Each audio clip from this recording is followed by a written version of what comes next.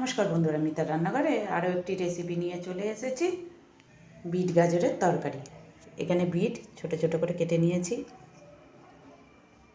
গাজর এইভাবে ছোট করে কেটে নিয়েছি, আলু এইভাবে কেটে নিয়েছি ডুমো ডুমো করে, মটরশুঁটি ছাড়িয়ে নিয়ে কড়াইটা চাপিয়ে গ্যাসটা অন করে দিলাম। কড়াই গরম হয়ে গেছে, কড়াইতে দিয়ে দেবো। আপনারা সর্ষের তেলেও করতে পারেন। 5 ফোড়ন, তেজপাতা,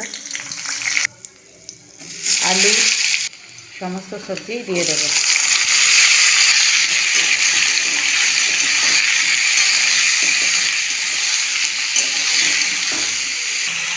খুব ভালো করে নাড়াচাড়া করে সবজি ভেজে নেব।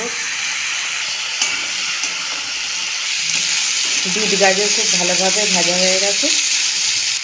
লবণ, হলুদ গুঁড়ো, জিরে ধনে গুঁড়ো, লঙ্কার গুঁড়ো সমস্ত মশলা খুব ভালো করে মিশিয়ে নেব। ঠিক এইভাবে সমস্ত মশলা মিশিয়ে নিলাম। মশলা কষা হয়ে গেলে দিয়ে দেবো মটরশুঁটি।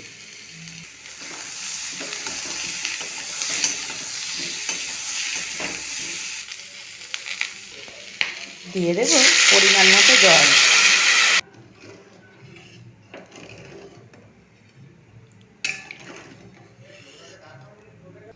দিয়ে চাপা দিয়ে দেবো। এই রান্নার মেন উপকরণ হলো এই ভাজা মশলা।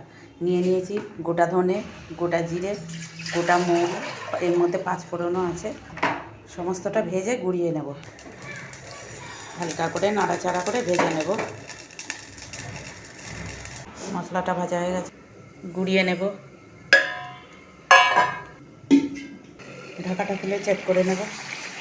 বিট গাজর সব সিদ্ধ হয়ে গেছে। দিয়ে দেব ভাজা মশলার গুঁড়ো, নাড়াচাড়া করে উপর দিয়ে ছড়িয়ে দেবো ধনেপাতা কুচি।